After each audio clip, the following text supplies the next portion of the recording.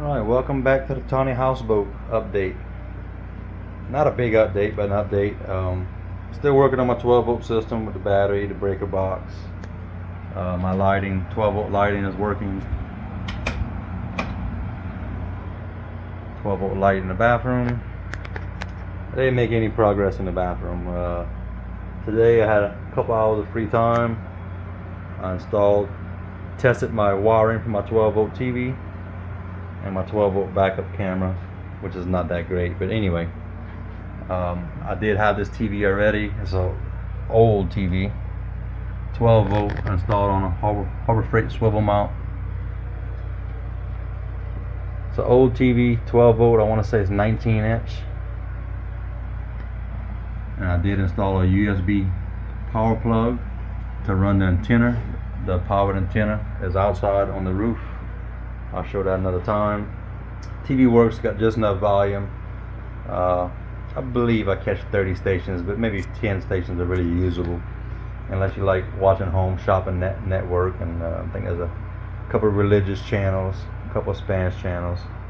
But I mean, your stations are going to vary depending on location and where you move. That's something when I want to watch TV, I'm going to have to reprogram the TV, which this one's very hard to reprogram. I lost the original remote, and universal remote doesn't allow you to get to the menu that goes down to programming. The remote does everything else except for that menu. And the buttons are up here on the top. I probably can't get you in there, but anyway, there's like 5 buttons up here, and they don't get used very often. We only use this TV for like a power outage lasting more than a day, where we break out the 12-volt TV. Which is not often we have power outages like that. So the buttons, they stick. You press them, they don't do what you want to do. But it does work. What else I've done on the 12-volt side today? Oh yes, the backup camera. I did leave extra on my wires because I plan on installing a VHF marine radio up here in the corner, so I'm gonna tap into that. The backup camera is a little $30 Amazon backup camera. It does alright. It'll let me see what's going on back there. It has a better view during the daytime than it does nighttime. It's temporary mounted, but importantly, I can see the engine and the fantail of the boat, and I better see anything behind me. It's going to do the job well. I mean, for 30 or 40 bucks, it's not bad at all. And I spoke in another video, the USB chargers installed. You slide the little dust cover open, plug in. It's supposed to be a 3.1 amp rated USB. It's 2 USB ports here, 2 USB ports here, and plus the TV has a USB port. The TV could have powered the antenna, but I figured if I put its own dedicated USB, that's less load on the TV's control board. And plus I knew the 3.1 amps, the more amps you supply, the better it's going to be for reception on the TV antenna.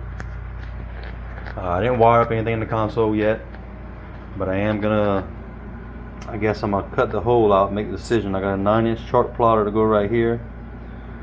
Because I really don't want the chart plotter on my dash obstructing my view, and I already ran my wires, my power wire here for the chart plotter, and being my walls up, I could have put the chart plotter up there if I'd have planned accordingly. I would have to pre-run my wires for the chart plotter through the ceiling, like my transducer wire. So I didn't go that route. So obviously my chart plotter is going to go right here, because through my console, the hole is not there yet. It's in the main floor. But I have old cable style steering, so it means in my main floor I have a hole cut out for my 2 cables for the pulley cable steering to go through, and also my shift cables and my ignition cables for my engine is all going to run through the floor. So I'm going to run my transducer through here as well. I'm going to seal that off where the 2 cables can still move and operate. But that's going to come at a later time, hopefully not long. I really want to try to be in the water within the next 3 weeks. But I still have a lot to do. Like I said, small update. My 12-volt side, that backup camera. I mean, there's really not a whole lot you can see in the dark, but its light does stay on. It's mounted on the eave of my little roof. First I had it mounted on top of the door up here, but the reflection of this white was blinding the camera at night. Worked great during the day though. The sink spoke about earlier in previous videos, sink choices. This is a stainless steel, the food warming tray. It's not the prettiest thing in the world. I found it on the side of the road. Someone was throwing it away. I wanted to buy a single basin, but a residential house single basin is a lot bigger than this. Took up a lot more room. That would have been too big of a sink for what I wanted to do. And the only other single basin sink I could find was like it was a bar sink. It's about a little bigger than half the size of this, and that was like $120 for a little bitty sink. I want a sink big enough to where I can wash a full-size pot or pan or plate easily. So yeah, when I saw this on the side of the road, gotta have it. It's got a few dents and dings in it, which is thin stainless. I can take those dents out, but it's never gonna be a pretty sink. I guess I could polish it, but if you see here, underneath of this thing was studs welded, spot welded, and you know, so there's never be a perfect finish because it's got burn marks where the studs are welded, and I had a few little tiny studs here because the heating element was bolted to the bottom of this. I cut those studs off. It's no longer there. The sink is not secured yet. The only thing I kind of wish I would have done when I installed my faucet, this is an RV faucet. It's actually a metal one. It's pretty decent. I should have moved the faucet maybe a little bit closer, which to me is fine. The faucet reaches about the halfway point of the sink. It's fine the way it is. It's just little things bother me. But it's good the way it is. Water's not hooked up. The water tank is still not hooked up. I did get my water pump in, so the next major step is to figure out the plumbing. I do have a water connection on the rear wall on the outside with a check valve, just like a standard RV, to where when my pump kicks on, it doesn't push my water out. It's a check valve that locks the water where my pump only supplies water inside here. And on the front, I did run a hose with a spigot. I do have an outside spigot if I wanted to run a hose. I couldn't do my trim today. I want to do all my trim. Once my trim's done, I will feel like more progress is done, because then I can bring the futon in here, and you know, as soon as that bed gets in here, I'm gonna be sleeping in here. That's just, every man's got to do that when you build a project like this or a little RV. As soon as it's capable of sleeping in, you're gonna want to try it. I still need to make my trim pieces here. The reason I didn't go with the mahogany, I'm putting a 3/8 piece of treated ply on both door seals on both sides. I figure if you come in wet feet, this mahogany doesn't like water at all. I did seal it. The outside from splashes will be fine, but if water gets on the edges where it's not protected, or on the bottom, it could buckle and start to delaminate. That's something to deal with in the future. I'm thinking about coming back, and I'm going to trim 3/4 inches off the mahogany all the way around. Maybe lay a bead of silicone or Dynaflex on the bottom edge. I don't think it's going to need it. I don't think I'm going to get that much water in here.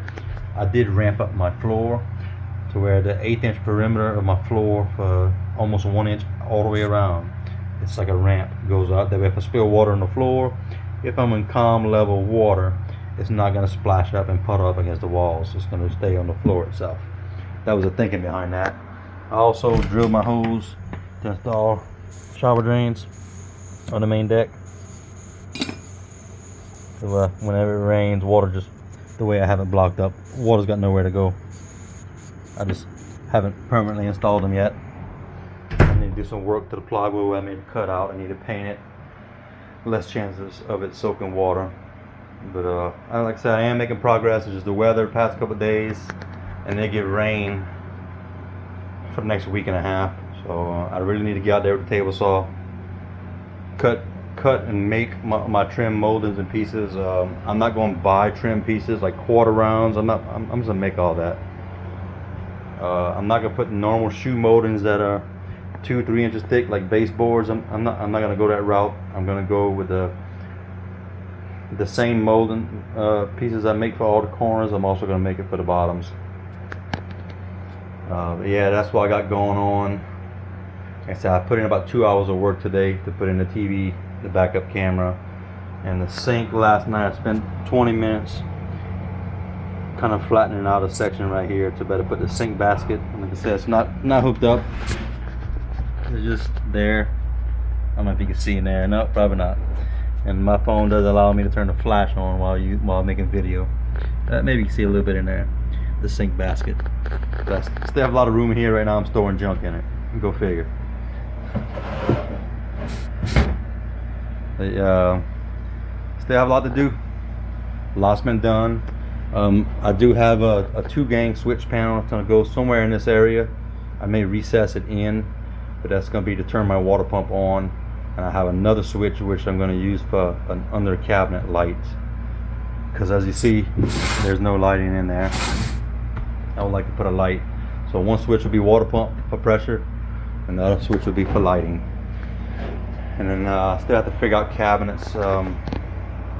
Stated in a previous video, I started to build cabinets. I screwed it down. I had a nice frame drawn out with a pantry right there.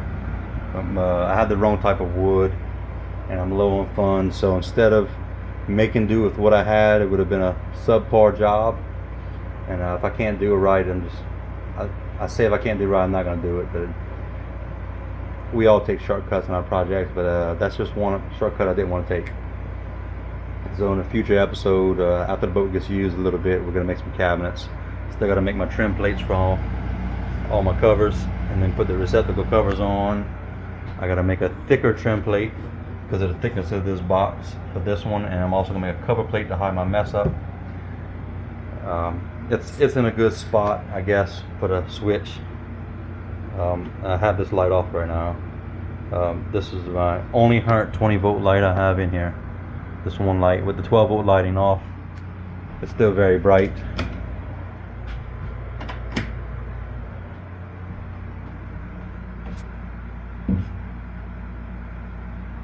Yeah, it's still very bright in here. And you can still see into the bathroom as long as the door that I don't have is open. You can still see in the bathroom. And during the day, if I pull this off, this is a styrofoam insulation board. I'll have sunlight. It'd be like a skylight, but that board is up there because I love this fan. It's very high performance, but as of right now, it lets a lot of heat in here. A tremendous amount of heat. Yeah. Anyway, back to what I was saying. The door I don't have. Eventually,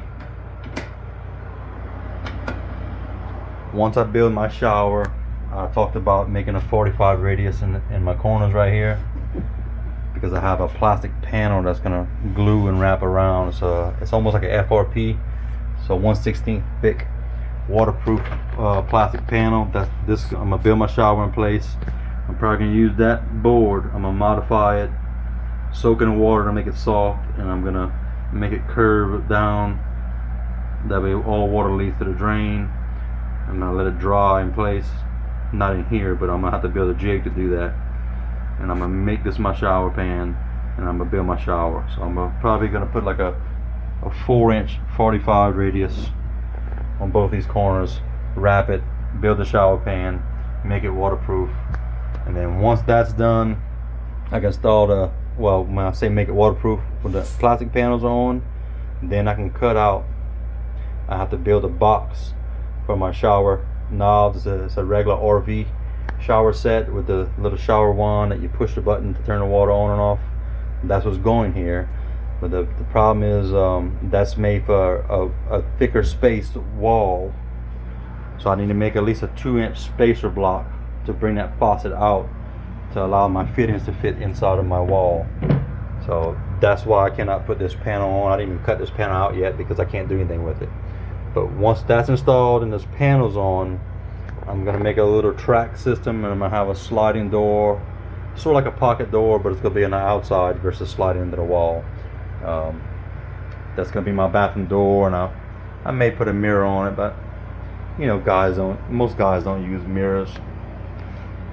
But I may go ahead and put a mirror on. I might try to find a lightweight plastic mirror. But yeah, that's about all the updates I got. I want to thank all of y'all for viewing and following along. The support, I guess, the comments, not a whole lot on YouTube, but on Facebook groups and you know, in public, when people see it, the support I get is pretty amazing. I'm kind of a humble guy. I don't really brag on my projects.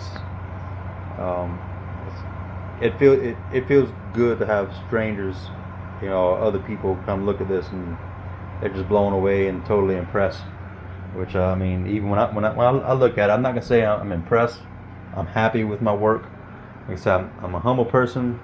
I'm not conceited. I don't think my work is the best because it's not. There's a lot of things that could have used improvement, and a lot of things that will get improved slowly along the way. I've got a pretty good following on this boat, and it started with a pile of barrels, buy some lumber, and I wound up picking up a trailer, and that's how all this got started. I wanted a houseboat, but I wanted a much bigger houseboat initially. Then I started thinking about the concept of making it just half-ton towable, something that could be used at an RV park or launched at a state park. And most state parks have reservoirs or connected to nice lakes, and this could be used locally. It weighs about 3,000 pounds. It's going to have about 10 to 11 inch draft with the motor up. It's going to need 10 to 11 inches just to float, and another, I think, 12 inches for the lower unit. So say 2 foot of water, this thing will ride in 2 foot of water.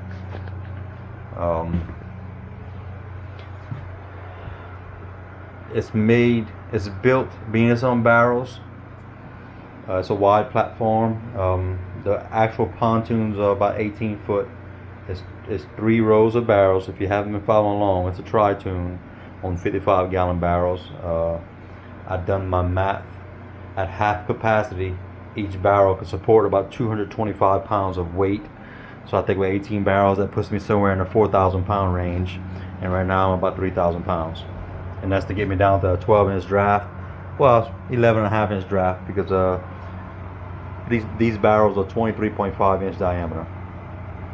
So you don't want to exceed more than half the draft, because then you start losing stability. But yeah, this is mostly be for coastal bayou cruising. This is not a vessel you're going to go out in lakes that have over 1 foot chop. You're not going to want to go out and play in above 15-20 miles per hour winds. This is not the vessel for that. This is made to go camping for the weekend, or might better push an extended trip of a week. Like I said, it's a 2-person vessel.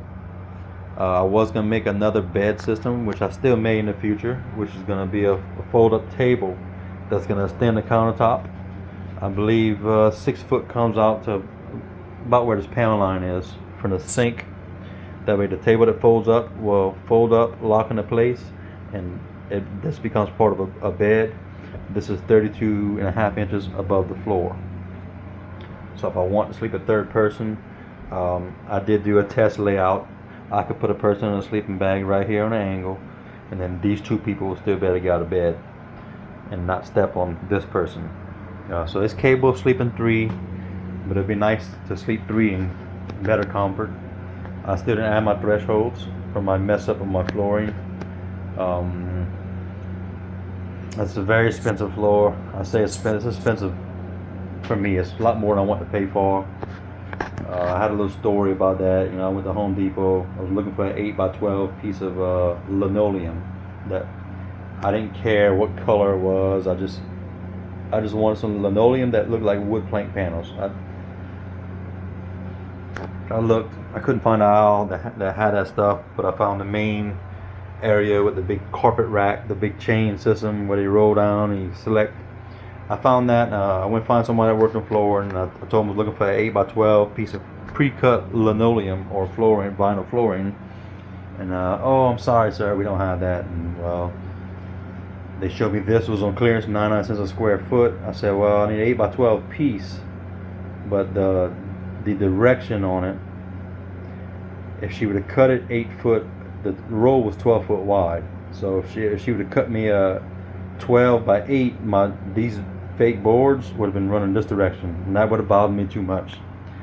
So I said, well, what's the price on a 12 foot by 12 foot piece? She said I had to buy a full piece, like a 12 foot, and then I could cut my 8 off of the factory 12 to arrive with the piece I want, with the direction I want in the boards. It was $141 before taxes. I said, well, I mean, You know, you said you don't have no pre-cut pieces, so what choice do I have? That's the cheapest one. Let's take it. Well, while she was rolling it and getting ready to do the cut, she told me, you know, you might want to go find a cart to put it on. I said, okay. I went searching for a cart. I had to while I'm going to the parking lot. Well, on my way back from the parking lot, pushing the cart, I passed through the aisle that had pre-cut pieces, and they had an 8x12 for like $60. It was like a gray color floor, and it was narrow planks, but I would have been happy with that. And at that point, I could have just not gone back to the carpet cutting area and just left this there and just carry that roll to the register and leave. But I'm not that kind of person. I made her go through trouble, and she did warn me before she cut it that it was non-refundable. That, you know, once she makes the cut, it's mine. You can't return it unless they damage it. And I'm not that kind of person where I could have damaged something or just told them it was damaged. They wouldn't have unrolled it.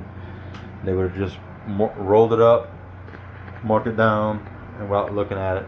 I'm not that kind of person. I made her cut it. I took it. So I was trying to do this in one piece. I done all my layout as carefully as I thought I had everything correct, but I didn't. I was off to where on that corner, for some reason, I was off by almost an inch on that corner too far over, to where I had to make my moldings wide to hide that mess up, and it bothered me. So I wound up just making a slice here, glued this down, glued that down, and glued down the bathroom.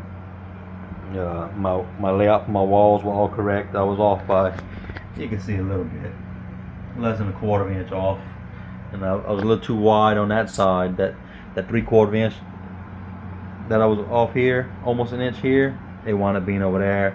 And what happened with that, the reason I was that far off, I done all my layout measurements off of one wall, off of this wall. So that tells me my cabin is it's not square. That's the only way I could figure out how I arrived that far off when I took careful measuring. So, but probably nothing in here square. I mean, how often are you gonna buy something used as square? Thousands, millions of houses actually that I've been to is not square, built by professionals. There's always something that's off.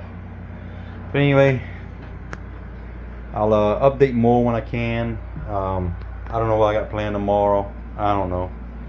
I need to permanently mount the antenna on my roof. I got something I'm working on.